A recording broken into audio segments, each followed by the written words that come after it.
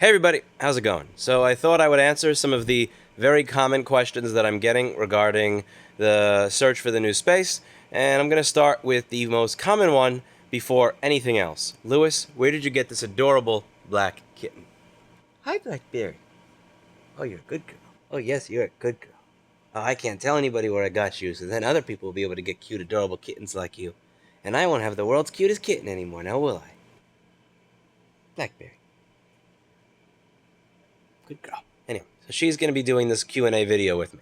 The first question is, Lewis, why do you have to have a store in New York City if all of your business is mail-in? Why are you bothering with expensive New York City real estate? Well, not all my business is mail-in. I do say that we have a lot of mail-in business, but it's not all of it. So there's still a substantial amount of the income that does come in from local business, and that is business that's going to be lost if I head off into the dust. Now, the other thing that has to be considered here is also that I gotta sneeze. Damn it, Blackberry. Not head off into the dust. A lot of that is business that's going to go away if I leave. So I don't really want to leave, 60% of my business, especially when that's the more profitable part, and have that go away. The next thing is not just the loss of customers, also the loss of employees. So before we even get to the issue of having to find all new people, let's just start with the ethical part of it. So there are some people that have been here for several years that have busted their ass at this company to help allow me to have the time to learn board repair, to expand the business, to do all the work that was necessary to lay the groundwork for this to be a world-class company. And for me to say, thank you very much for helping me get to that next level. Thank you so much for all the hard work and dedication and care that you put in, and for coming to work and smiling every day even when you didn't want to smile. Yeah, by the way, I'm just going to go 2,000 miles that way. I know you sit down roots here. I know you've got your family and everything here, and that you've built a life around, yeah, screw that. I mean, that's kind of scummy. But even besides that, some of the, people like Steve that can do data recovery on dead hard drives, good luck finding people like that. People who are as talented, not just people who do board repair, but are as talented and see it as an art form, the way that Paul or Camille do. That's not something that you're just going to find on a dime, and having to not just lose 60% of your customers, but also lose all the team members that you have that helped you get where you are. That's not something I'm really keen on doing. And a lot of people have said that, if your business, if anybody at your business is not replaceable, then you're doing something wrong. I agree to some extent. You should have good documentation, which we're working towards and getting better at. You should have procedures set in place so you could replace somebody. But at the same time, if we're talking about replacing everybody immediately, you really are kind of taking the soul of a company and just removing it. But also, these are really talented, specific niche positions, and having to replace them all at once immediately, that's not going to happen in a smooth way. And I would be fooling myself if I thought that was going to occur in a smooth way, and that would not hurt the business while at the same time losing 60% of the customers. So leaving New York City is out of the question at the moment. If I get to a point where 90% of my business is mail-in, absolutely, I'm gone. But as long as I'm at the point where it's the minority of it, we're going to be in New York City. The next question that I so often get is, okay, if you're going to be in New York, why don't you have your little outlet where you accept customers in a nice spot in Manhattan, but then have your warehouse where the repairs are actually done off to the side in another borough or in another state? So they'll just mail it there every day. Because you don't need to do the repairs in that location. You can do repairs from anywhere, right? That's what other people do. And the problem with that approach is, yeah, that's what other people do. That's the exact thing that my website has been saying as to why you should be using us rather than using anybody else. That has been my sales pitch for the past 11 years. And there is a serious problem that occurs with businesses that when they seek to expand or make more money, forgot what it is that make them successful in the first place. So many companies forget why people actually use them to begin with when moving on or expanding or investing or getting investor money. So I'm just going to read you some stuff that came off my website from about 5 or 6 years ago. I'm using archive.org here just to make sure I get it straight rather than just having it wrong from memory. So if you go to the About Us section on our website, it says that Our shop offers a free while you wait estimate for most devices. You speak directly to a technician, not a customer service drone that knows less than you do. Repeat, you speak directly to a technician, not a drone that knows less than you do. And I actually have a comic here. I bet when you click speak directly to a technician, there's a comic that someone helped me draw. And on that comic, you can see the exact nightmare that typically occurs when you go to a store where they're doing the repairs in a separate area from the people who deal with the customers. It's one thing to have different people do the work. It's another to have them separated into entirely different locations. Because people want to be able to deal with the individual that's actually doing the job. They want to be able to, kind of have some sort of dialogue with the person that's actually doing a head swap. They want to be within, even if they're not speaking to the person who is putting the green conformal coating over the shorted sections of the board and running the wires. They want to know that that person is sitting behind the customer service people so that if the customer service people get confused or say something wrong, that they're there for an immediate correction. So the difference between our business and so many of the other businesses that do the same thing that we do that have closed in our area is that we don't have that model where we have a customer service drone up front that doesn't do anything at all, and then behind a hidden wall where you cannot see anything, that's where the actual work happens. Of course, we got customer service people in the front, but there's also within view a person that is pretty much as knowledgeable, if not more knowledgeable than I am, that's there, that can look at things under a microscope, that can talk to you, that can answer all your questions immediately. And when somebody's shopping around, when they're going to 3 or 4 or 5 different spaces, as many customers in this business do, they're listening to trying to figure out if you're competent. And they will pick and pry and as much as they can to try and figure out how much competence you have, how much you know, how much they think you're making up or reading from a script. And I think that when you come to our business, you get the best experience in terms of getting somebody who can say, this is exactly what it is.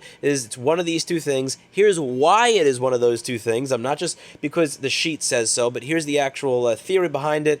And here's how I can fix it. Oh, by the way, if you have... if there's actual time for it and your issue is simple enough, you can watch me do it. That's a unique experience. And that unique experience is what allowed me to go from having $268, being broke, destitute, completely unknown in this business, to being very successful with all the crappy circumstances that have been thrown at me.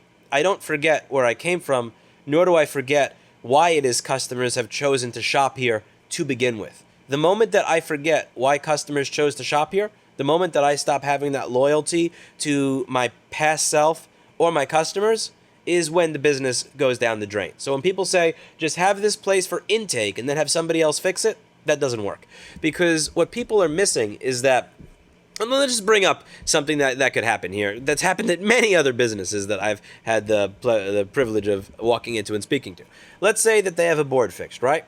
And it works, it's tested, everything's beautiful. The customer comes to pick it up, they try to turn it on, a little puff of smoke comes out, or it's just dead. Now at our company, oh, so sorry. Here, you can play a game of Street Fighter on this monitor. Here's a Jolly Rancher. You can put some music on the speakers. Give me 5 minutes. And they open it up. They figure out what's wrong with it, and they fix it right in front of the customer. And they go, sorry about that. Here, we'll take $10 off because we made you wait. And they're happy. Or, oh, I'm sorry. Oh, it's not working even though we told you it was and it was tested. Sorry, we got to mail that back out to the depot. You'll hear from us in 1 or 2 days. That's the difference between a 5-star review and a thank you, and a chargeback 1-star review and a fuck you. And these are the things that, again, if you're having thousands and thousands of customers come in and out, these are the type of things that are going to happen that you do have to think about. And those are the small differences in experiences, the teeny tiny details that make the difference between a return customer who's loyal for life and somebody saying, screw this place, I am never trusting them again. And these are the types of things that we're able to offer within our current business model. And as we expand, I don't want to change the model. I simply want to take the model that has been successful and build upon it. I want to build upon a successful model rather than just scrap this model that has gained us so much success and notoriety over the past 10 to 11 years. It's a good model. It works. I'm happy to be able to offer that type of experience to customers, and I would like to continue offering that to customers. And the moment that we fall behind, that's the moment we become like everybody else, and success goes down the drain. One of the things I was saying today when I was waiting for the elevator with Alan, the honest broker, the one that I And honestly, I'm gonna wind up giving that dude $1,000, even if we don't get a space through him, just because of how great the experience has been of dealing with an honest broker that knows their stuff. But one of the things I said is that even that though I'm about 9 or 10 or 11 years removed from poverty, every single day I think to myself, if I'm coming home before the sun goes down, am I offering the best service to my customers? Have I started to get a little greedy? Are things starting to slide? Because the moment things start to slide, even the tiniest bit, that's when people, what takes 11 years to build, you could throw it away in 20 minutes. And that's, and I'm not trying to do that to save a couple of pennies here if we have a growing successful business model, which we do. So the idea of separating the intakes facility from the repair facility, yes, if you want a franchise, that makes sense. If you're reading some fly-by-night book on how to open a successful business based on a cookie-cutter principle that works for every other business, that doesn't care if they're best in class, they just want to make as much return for their investors as possible, then yes, you don't follow that. We're trying to be best in class at what we do, and we are trying to be the type of business that I would actually want people that I know, if I would want my family or friends, well, not my family, but my friends to shop at, because I'd want them to have a good experience.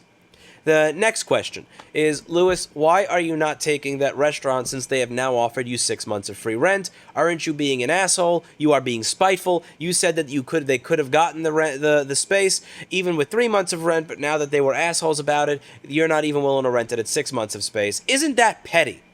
Yes, absolutely. That would be very, very petty if that was what I meant when I said it. But this, I believe, has been misinterpreted, and I would like to try and clarify so it makes more sense. Let me rephrase. When I first started doing this search for real estate, I was under the impression that the East Village was affordable, Lower East Side was affordable, and that Midtown was for chasing Starbucks. That Midtown would be completely out of my budget. I actually started, with my advertised address was 247 to 251 West 30th Street from 2009, 10, and 11, if you check archive.org. I preferred Midtown because of its location, but I simply could not afford to have a store there. And I thought I would never afford to have a store there. Now, when I saw that restaurant space, I figured if this guy gives me 2 months of free rent, I'm going to be renting the space. I had a handshake deal with him on that. When he said 0 months and refused to budge, even after several days of time talking to him, that is when I started meeting other brokers. That's when Alan showed me this new space. And that's also when Alan told me, hey, listen, I know you're looking for an office space, but you could actually get close to $70 a square foot retail if you're willing to go onto, 30th Street where there's a little less foot traffic, but you're still in Midtown. Are you interested? I had no idea that existed. And I would have never learned that space existed if the restaurant landlord were not greedy. If he were not greedy, I would have just taken the deal. But since he was greedy, I started looking elsewhere. And once I looked elsewhere, I found something that I did not know existed. If I knew that I could get real estate in Midtown Manhattan for $70 a square foot, I would not be screwing around on Avenue B. If you look on a map, if you take a look at Avenue B and East 4th Street, Avenue B and East 4th Street, you will see that the closest trains here are the L train on 1st Avenue and 14th Street. The way this works, you have 3rd Avenue, 2nd Avenue, 1st Avenue, Avenue A, Avenue B. So Avenue A is kind of like 0th Avenue, and Avenue B mathematically is like -1 Avenue. So you have the L train at 14th Street and 1st Avenue.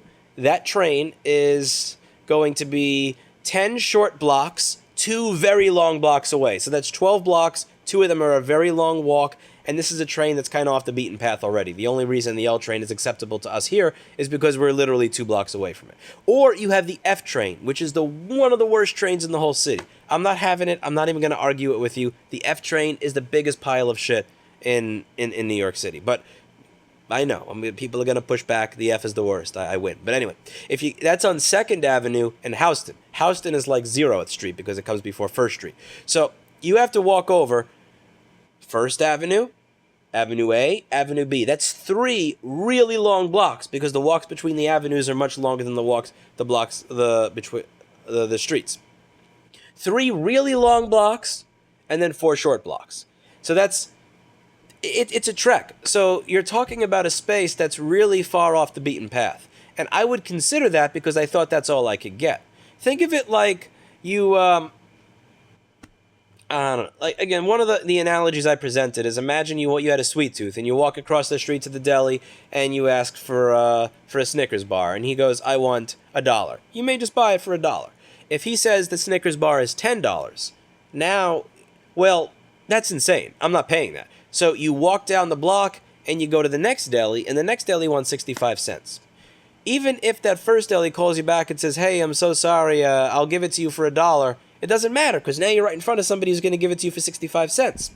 With this Avenue B 4th Street restaurant space, it does. Here's the thing. At 3 months free rent, I would have taken it because I didn't know that I could get Midtown space for $70 a square foot. Now that I know that Midtown space is available at $70 a square foot, I don't even care if I get 5 free months of space on that. I'm probably not going to take it. So I emailed him. I said, give me a few days. It's probably going to be a no. I'm just letting you know it's probably going to be a no. If you have somebody else who wants to take it, probably let them take it. I'll let you know in a few days what my decision is. Thank you very much for for extending out the time, because even though, he was greedy in the beginning, he did come back on it, so you got to thank him for that. But it's not a spite thing. There were a lot of people that were actually pushing back against that in the beginning and saying it probably should have been, when they said, if this person is so unreasonable about a month of free rent, imagine how miserable it'll be dealing with him in the future. And I said, that doesn't matter to me, because I expect dealing with a New York City landlord to be miserable regardless of who I'm dealing with. I don't take it personally. It's just business. It's not me saying I hate this guy so much, so I'm not going to do business even if it's the best option. This is a case of, I had no idea that when Serena said she didn't want to go to prom with me, that somebody 10 times better than Serena actually had a crush on me. I would have never figured that out if she had said yes, but now that, she said no, I figured out that there's this much nicer, kinder, more caring, more virtuous, beautiful person that likes me. So now, when I figure that out, I don't even care if Serena says yes, because, I just had a silly crush on her anyway. This is the one that I should be with. That's the way I feel about these stores I'm seeing. I saw one space that was $14.5. I could probably bargain them down to $12. I saw another where I already have a lease offer on the table at $12.8, and I just got to work out some kinks in the demolition clause in terms of if they, the building gets bought, I get more money. I had no idea. It's something where I should almost thank the restaurant owner and say, I'm serious. Like, I'm not being wise ass here, but just thank you for being greedy in the beginning. If you were not greedy, you would have not pushed me to continue my search and to find Alan, who is an amazing broker. Again, this is the type of person where I would happily give you $1,000, even if I don't get a space from you, just out of respect for the way that you've treated me and the work and the research that you've put in. You didn't just go on Craigslist and find 3 spaces from some listing site or whatever. You actually did research and really pounded pavement, spoke to people, listened to me, never interrupted me, understood what I needed, and that was really very valuable to me. And I would have never found Alan if that restaurant guy didn't try to play hardball. And it's because I found Alan that I'm less interested in that restaurant. It's not just a spite thing. So I agree with you. It would be silly to say, I'm going to throw out a deal that would be the best for me simply because of emotion. But you need to understand here, it's not the emotion. It's the $70 a square foot for retail space in Midtown. That is just, again, if you look at 30th Street and 6th Avenue, look at the proximity to trains. And then look at Avenue B and 4th Street, look at the proximity to trains. When you're in Midtown, you've got the 1, the 2, the 3. Those are 2 blocks away. Short blocks. You have the A, the C, the E. Those are about 3 short blocks away. You've got the B, D, F, M.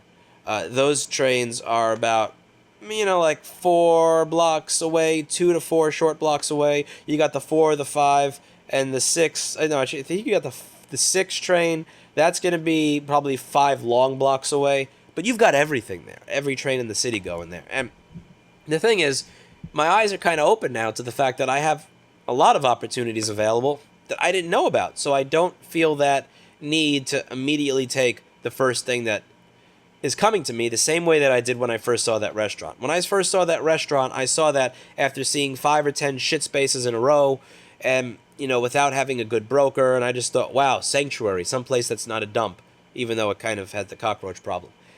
But in the 2 weeks of time since I originally spoke to him, I have found so many spaces that show so much promise that it doesn't make sense to pigeonhole myself for the next 10 years in a space that is so far out of where people are going to be willing to travel from the center of the city, where the money is, where the work is, where the travelers are. And that's so I just want to make that clear. What else do we have here? The next question that I had was the next most common question. I forgot what it was. Blackberry, can you remind me, girl? Blackberry? Blackberry? Yeah, I forgot it. Maybe she'll remind me in a second.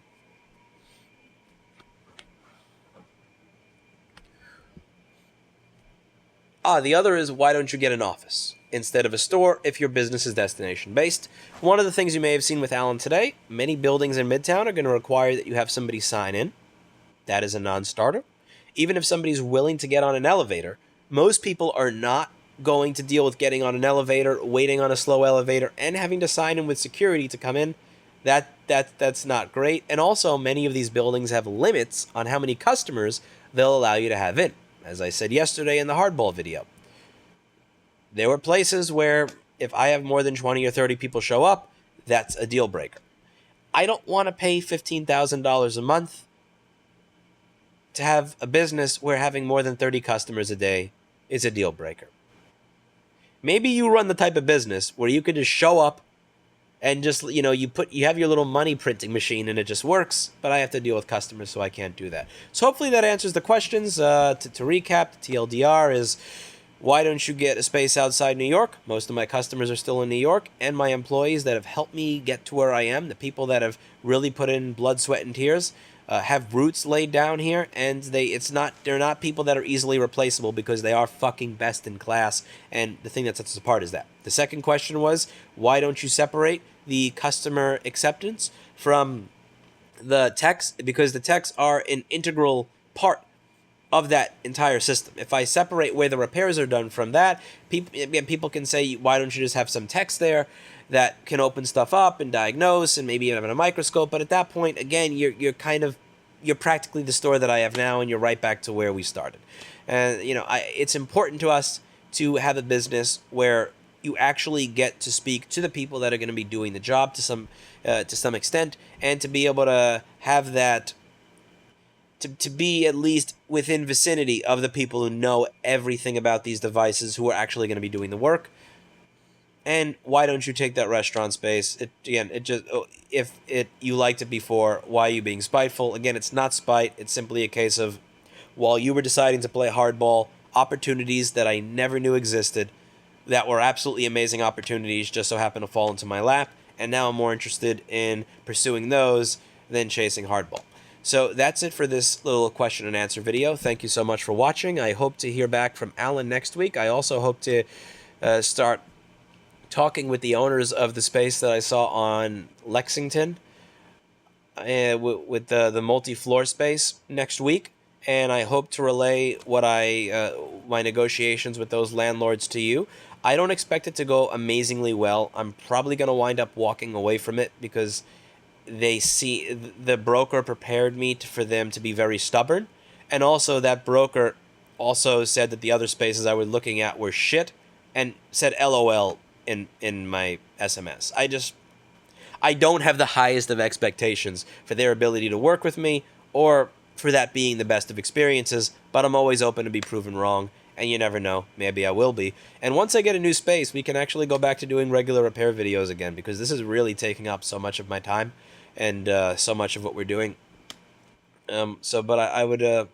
Oh yeah, the last thing, by the way, we're going to be hitting 1 million subscribers in the next 10 days. I know. Awesome. So since we're going to be hitting 1 million subscribers in the next 10 to 15 days, I would actually like to throw a party somewhere in Manhattan. I'm not quite sure what would be the best venue. A park, a club, an Apple store. I'm not really sure what we should do. But I would like to be able to invite all of you, like literally all of you, and just say anybody who wants to show up can show up to this event. And maybe we could meet. I'm not going to say shake hands. I'm a little OCD-ish. I'll give you a solid fist bump if you're into that. We could have a conversation. I think it would be really cool because I started doing this, hosting this meetup event. You can see it in the description of some of my older videos. I probably forgot to put it in this one. On meetup.com, there's a Rossman Group meetup group. We've done a couple of them. Some of them have had up to 14 or 15 people show up. But I would like to do something special to commemorate the 1 million subscribers special. And I would also like to offer the opportunity to invite literally anybody that wants to show up from the 1 million of you. I just have to find a space. And I don't think I've ever even hosted my own birthday party. I'm not a party guy. I'm not really sure how this works, but I am open to all of your suggestions down below. That's it for today, and as always, BlackBerry hopes that you learned something.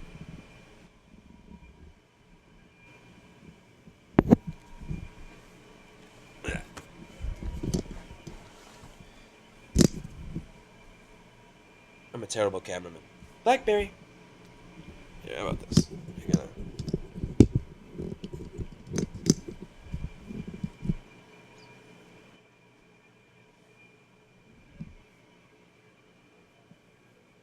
Oh, you're camera shy. You're camera shy. Good girl. You're a good berry.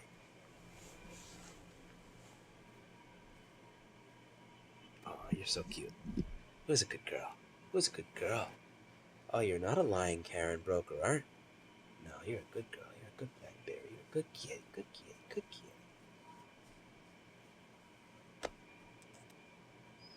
Who's a good girl?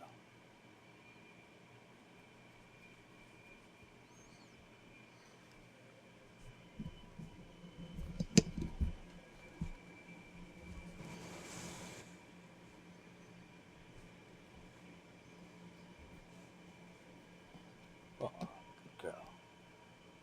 Who loves you? Who loves you, Blackberry? All right. See you on the next one.